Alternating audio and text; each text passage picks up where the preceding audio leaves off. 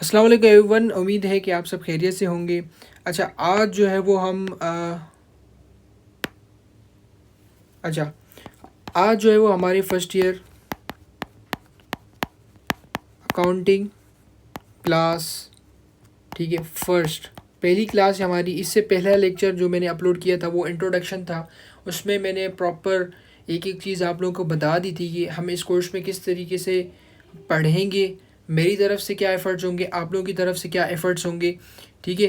तो वो सब चीज़ें मैंने वहाँ पे आप लोगों को एक एक चीज़ करके बता दी थी, ठीक है। आज हमारी पहली क्लास शुरू होने वाली है। तो अगेन मैं आप लोगों को दोबारा रिमाइंडर दे देता हूँ, मेरी तरफ से ये कमिटमेंट की गई थी कि इंशाल्लाह डेली बेसिस पे एक क्लास मेरी तरफ से अपलोड होगी मेरे चैनल पे, यूट्यूब चैनल पे। आपने उस क्लास को लेना है और एक प्रॉपर सेपरेट रजिस्टर आप लोगों ने मेंटेन करना है, जिसमें क्या करना है, जो चीज़ें मैं बताऊंगा, जो पढ़ा रहा हूँ, जो लिखवा रहा हूँ, उन सब चीज़ों को अपने पास रिकॉर्ड करना है। फिर जैसे क्लास ख़त्म होगी आपने उस क्लास में मैं क्वेश्चन भी आपको प्रैक्टिस करा दूंगा। जैसे क्लास ख़त्म होगी आपने उस जो क्लास हुई होगी उसको रिपीट करना है, अपने पास उसको रिव्यू करना है और उसके रिलेटेड जो भी क्वेश्चन होंगे वो आप लोगों ने करने होंगे, ठीक है। तो आज जो है वो हम बेसिकली अकाउंटिंग को समझेंगे कि अकाउंटिंग है क्या, ठीक है। आज हम क्या करेंगे, आज हम अकाउंटिंग को समझेंगे। तो अकाउंटिंग की अगर डेफिनेशन देखें आप बुक में तो उसमें लिखा है accounting may be defined as process of, ठीक है, रिकॉर्डिंग, ठीक है, classifying and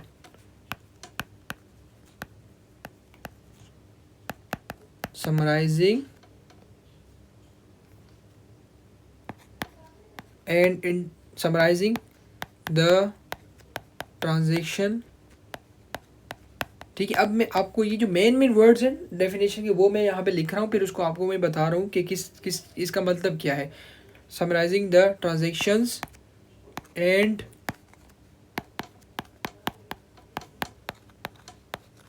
interpreting the result, ठीक है।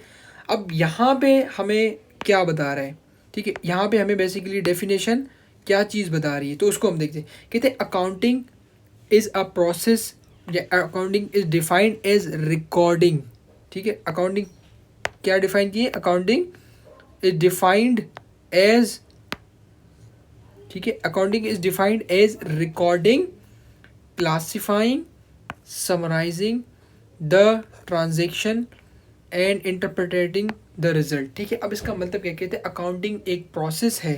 अकाउंटिंग क्या है, अकाउंटिंग एक प्रोसेस है जिसमें हम क्या करते हैं, रिकॉर्डिंग करते हैं, किसी भी चीज़ को रिकॉर्ड करते हैं, ठीक है। उसमें हम क्या करते हैं, किसी भी चीज़ को रिकॉर्ड करते हैं, क्लासिफाई करते हैं, समराइज करते हैं। किसको करते हैं, ट्रांजैक्शन को। सर अब ये ट्रांजैक्शन क्या है, ठीक है, तो हम इसको भी समझते हैं। लेकिन अकाउंटिंग क्या है, एक प्रोसेस है जिसमें हम क्या करते हैं, किसी भी ट्रांजैक्शन को रिकॉर्ड करते हैं, क्लासिफाई करते हैं, समराइज करते हैं। अब सबसे पहले ट्रांजैक्शन को समझ लेते हैं, ट्रांजैक्शन का मतलब क्या है, ठीक है। देखिए मैं यहाँ पे कहता हूँ अली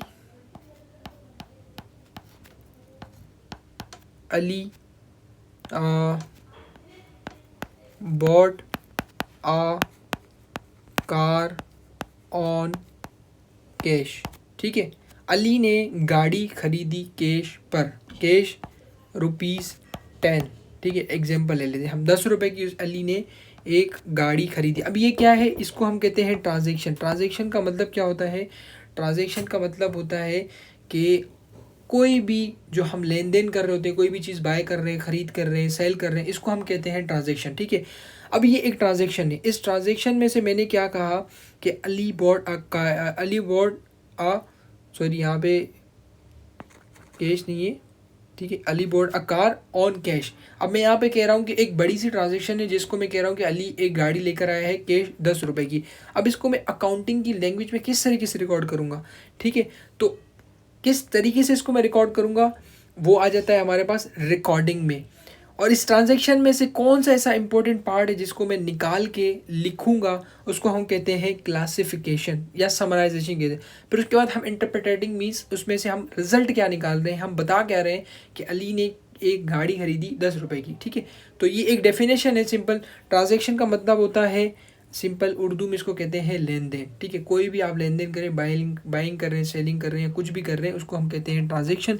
उसमें से आपने कोई भी चीज़, जो एक लंबी ट्रांजेक्शन होती है एक बड़ी सी, उसमें से जो काम की चीज़ें होती हैं उसको निकाल के प्रॉपरली प्रेजेंट करना अकाउंटिंग है, ठीक है।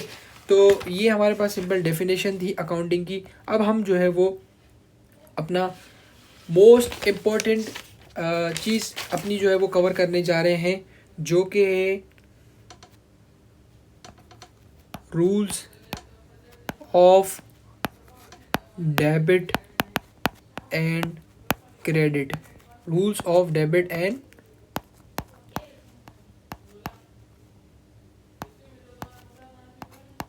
क्रेडिट्स, ठीक है।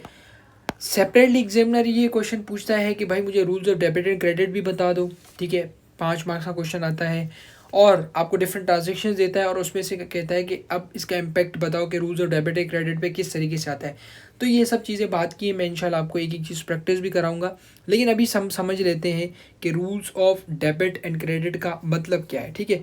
तो यहाँ पे मैं एक टेबल बनाऊंगा, ठीक है। आप लोगों ने भी क्या करना है, उस टेबल को कॉपी करना है, डेबिट्स और क्रेडिट्स, ठीक है। ये हमारे पास आ गया। हमारे पास पहले होता है एसेट्स, ठीक है। अभी मैं सब चीज़ें लिख रहा हूँ, इंशाल्लाह हम इसको फिर मैं एक्सप्लेन भी करूँगा और हम इनको फर्दर जो है वो आगे इसको 1 बाय 1 करके इसको सबको चीज़ों को देखेंगे। एसेट, एक्सपेंस, ठीक है। फिर उसके बाद हमारे पास है इनकम, ठीक है, जिसको हम रेवेन्यू भी बोलते हैं, ठीक है। और उसके बाद है हमारे पास लाइबिलिटीज़, ठीक है। और उसके बाद हमारे पास है ऑनर इक्विटी, ठीक है। तो ये हमारे पास कितने हेड हो गए, 1 2 3 4 और 5, ठीक है। इनको हम कहते हैं 5 अकाउंटिंग हेड्स, ठीक है। 5 अकाउंटिंग हेड्स भी हम इनको कहते हैं। क्या क्या चीज़ें होती हैं हम इनको इंशाल्लाह अगली क्लास में एक एक करके इनको भी समझेंगे, ठीक है। लेकिन एक ओवरव्यू दे देता हूँ। एसेट का मतलब क्या होता है, एसेट का मतलब होता है कोई भी चीज़ जिस पे आप ऑन करते हैं और जिसके ऊपर आपका कंट्रोल है, ठीक है। डेफिनेशन आप बुक में से पढ़ लीजिएगा, मैं जस्ट आपकी मेन चीज़ें इनमें से इनकी बताता जा रहा हूँ, ठीक है। जैसे कि आपके पास एक बाइक है, आपकी अपनी बाइक है, आप उसको ऑन करते हो और कंट्रोल भी करते हो कि जब दिल आपका चाहेगा आप उसको बेच दें, जब दिल चाहे आप उसको यूज़ करें ना करें, ठीक है। तो ये आपके क्या हो जाते हैं, एसेट, जिन पे आपका कंट्रोल हो, ठीक है, और जिनको आप ओन कर रहे हो। उसके बाद एक्सपेंसेस, एक्सपेंसेस को उर्दू में बोलते हैं खर्चे। कोई भी खर्चे कर रहे हैं, आप किसी को सैलरी दे रहे हैं वो खर्चा है, आप कोई चीज़ परचेज कर रहे हैं उसकी अगेंस्ट पैसे दे रहे हैं, ये भी क्या है, आपका खर्चा है, ठीक है। तो इस तरीके जो भी खर्चे होंगे वो हमारे पास एक्सपेंसेस में आते हैं। फिर उसके बाद है इनकम। इनकम का मतलब होता है आपने कितने पैसे कमाए, आप कहीं पे जॉब कर रहे हैं, आपको सैलरी मिली, ठीक है, पे नहीं पे की, वो तो एक्सपेंस में चली जाएगी, लेकिन सैलरी मिली तो वो उसको हम क्या कहते हैं, इनकम कहते हैं और रेवेन्यू कहते हैं। लाइबिलिटीज़ कहते हैं उधार को, आपने किसी से उधार पे पैसे लिए या किसी को पैसे दिए, उसको हम कहते हैं लाइबिलिटीज़। ओनर इक्विटी कहते हैं जो भी ऑनर एक बिज़नेस को शुरू करते वक्त पैसा अपना लगाता है बिज़नेस में, उसको हम कहते हैं ओनर इक्विटी, ठीक है। ये इनकी बेसिक चीज़ें हैं, डेफिनेशन बुक में आपको मिल जाएंगी, अब आपसे देख लीजिएगा। लेकिन हमारे लिए क्या ज़रूरी है, हमारे लिए ये ज़रूरी है कि एसेट्स जिनको आप ऑन करते हैं, जिनको आप कंट्रोल करते हैं, वो डेबिट कब होंगे और क्रेडिट कब होंगे। अब ये डेबिट क्या है, क्रेडिट क्या है, ये जस्ट 2 साइडें होती हैं, ठीक है। अब ये सर साइडें वाइडें ये क्या, हमें समझ नहीं आ रही। अब आपका यहाँ पे सिर्फ समझने का काम ये है कि एसेट क्या है, जिस कोई भी चीज़ जिसको आप ऑन करते हैं और कंट्रोल करते हैं। एक्सपेंस का मतलब है खर्चे, इनकम का मतलब है जो आप पैसे कमाते हैं, लाइबिलिटी का मतलब है उधार, और ओनर इक्विटी की जो ओनर एक पैसे इन्वेस्ट करता है, ठीक है, ये चीज़ें। और उसके बाद सिर्फ ये समझना है कि एसेट डेबिट कब होता है और क्रेडिट कब होता है। तो एसेट डेबिट कब होता है, एसेट डेबिट जब एसेट इंक्रीज होता है तो क्या होता है, वो डेबिट होता है। और एसेट क्रेडिट कब होता है, जब एसेट डिक्रीज होता है, ठीक है। अब ये डिक्रीज कब होता है, इंक्रीज कब होता है, ये हम समझ लेंगे, लेकिन फिलहाल आपको सिर्फ ये रट्टा लगा लेना इस चीज़ का, ठीक है। सर हम कैसे इसका रट्टा लगाएं, हमें समझ ही नहीं आ रही, ठीक है। तो मैं आपके लिए आसान भी कर देता हूँ, कोई मसले की बात ही नहीं है, ठीक है। इन चीज़ों से मैं भी गुजर चुका हूँ, तो मुझे बखूबी आइडिया है, ठीक है। एसेट जब भी इंक्रीज़ होगा डेबिट साइड पे चला जाएगा, जब भी डिक्रीज़ होगा क्रेडिट साइड पे हम उसको रिकॉर्ड करेंगे। इसी तरीके से एक्सपेंस भी जब भी इंक्रीज़ होगा डेबिट साइड पे रिकॉर्ड होगा, और जब डिक्रीज़ होगा क्रेडिट साइड पे रिकॉर्ड होगा, ठीक है। बस ये दो चीज़ें आपने याद रखनी है, और कुछ भी नीचे वाले जो रूल्स हैं ये आप लोग याद नहीं रखने, ठीक है। मैं यकीन के साथ कहता हूँ आप लोगों को नीचे वाले याद नहीं रखने। आपको सिर्फ याद क्या रखना है, आपको सिर्फ याद ये रखना है एसेट और एक्सपेंस। एसेट इंक्रीज़ होता है तो हमारे पास डेबिट साइड पे जाता है, डिक्रीज़ होता है तो क्रेडिट साइड पे जाता है। एक्सपेंस इंक्रीज़ होता है तो डेबिट साइड पे जाता है, डेबिट साइड पे सही जाता है, और जब डिक्रीज़ होता है तो क्रेडिट साइड पे जाता है। सर थोड़ा हमें जो है ना और थोड़ा सा हमें आसान कर दें, ठीक है। तो आसान कर देता हूँ। इंक्रीज़ आई से शुरू हो रहा है और डी से डेबिट है, ठीक है। तो ये ऑपोजिट हमेशा जाएंगे, ठीक है। सी से क्रेडिट है, सी से डिक्रीज़ है, और सॉरी डी से डिक्रीज़ है और सी से क्रेडिट, ठीक है। तो ये है कि डी और डी, ठीक है। अगर यहाँ पे डी है, यहाँ पे मीन्स डिक्रीज़ हो रहा है, तो ये डेबिट नहीं होगा, ठीक है। तो ये बस याद रखनी छोटी छोटी सी ट्रिक्स है। लेकिन मैंने आप लोगों को यही कहा कि आपको सिर्फ एसिड और एक्सपेंस को याद रखना है कि एसिड जब भी इंक्रीज़ होगा डेबिट साइड पे जाएगा, जब डिक्रीज़ होगा क्रेडिट साइड पे जाएगा।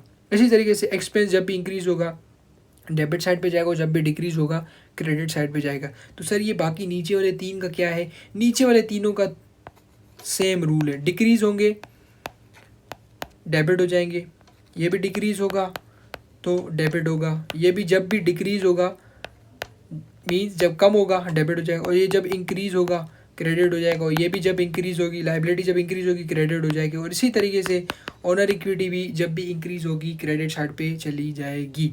तो अब इसमें याद करने की क्या चीज़ें, सिर्फ एसेट और एक्सपेंस है कि एसेट जब भी इंक्रीज़ होगा डेबिट साइड पे जाएगा, जब भी डिक्रीज़ होगा क्रेडिट साइड पे चला जाएगा। एक्सपेंस जब भी इंक्रीज़ होगा हमारे पास डेबिट साइड पे चला जाएगा, जब भी एक्सपेंस डिक्रीज़ होगा हमारे पास क्रेडिट साइड पे चला जाएगा। सिर्फ ये दो चीज़ें आप लोग याद रखनी, नीचे वाली चीज़ें बिल्कुल सेम है, ठीक है। और इसमें कुछ भी न्यू नहीं है। डेबिट क्रेडिट किसको कहते हैं? डेबिट क्रेडिट की कोई डेफिनेशन नहीं है। डेबिट क्रेडिट का मतलब है टू साइड्स। अगर एमसीक्यूज में आ जाता है तो लिख लीजिएगा। एमसीक्यूज में एग्जामिनर यही भी टेस्ट करता है कि आपको वो कहेगा कि एक एसेट है और इंक्रीज़ हो रहा है, तो आप बताओ मुझे इसको किस साइड पे रिकॉर्ड करो, डेबिट साइड पे रिकॉर्ड करो क्रेडिट साइड पे। तो आपको सिर्फ एसेट और एक्सपेंस को याद रखना है, उसके अलावा कुछ भी नहीं, ठीक है। तो हमने पहले जो है वो थोड़ा सा आपको मैंने अकाउंटिंग की डेफिनेशन बताई कि अकाउंटिंग की डेफिनेशन का मतलब ये है किसी भी चीज़ को रिकॉर्ड करना, क्लासीफाई करना, समराइज़ करना, और वो किसी भी चीज़ का मतलब होता है क्या, ट्रांजेक्शन, ठीक है। ट्रांजेक्शन मीन लेन देन, और फिर उसमें से कोई एक रिज़ल्ट निकालना। अब इससे रिज़ल्ट निकालना वगैरह ये सब चीज़ें हम जैसे हम आगे चल के थोड़ा सा कवर करेंगे तो आप लोगों को ये भी बहुत अच्छे से समझ में आ जाएगा। तो सर यहाँ पे हमें याद रखने वाली क्या चीज़ें हैं, तो यहाँ पे आपको सिर्फ डेफिनेशन इसकी याद रखनी है जो कि कभी कभी एमसीक्यूज टाइप में टेस्ट हो जाती है। उसके बाद debit and credit rules accounting की जान है। अगर ये चीज़ें आपको समझ में आ गई, आपको पूरी अकाउंटिंग समझ में आ गई, और ये जिस भी लेवल पे जाएंगे आपको ये चीज़ें तंग करेंगी अगर आपने इसको सही से नहीं समझा, ठीक है। समझ में नहीं आया अब दोबारा रिपीट करें जाके इसी लेक्चर को, ठीक है। उसके बाद हम आते हैं अपना फॉर्मेट में, ठीक है। फॉर्मेट ऑफ जर्नल, ठीक है। Format of journal and journal, ठीक है। अब सर ये जर्नल क्या है? मैंने आप लोगों को बताया एक ट्रांजैक्शन होगी, हमें पेपर में यही होता है, आपको एक लाइन गिवन होगी जिसमें बताएगा कि अली ने किसी से गुड खरीदी है, किसी से कोई चीज़ बेची है, किसी को कोई चीज़, किसी को कैश दे रहा है, किसी से ले रहा है।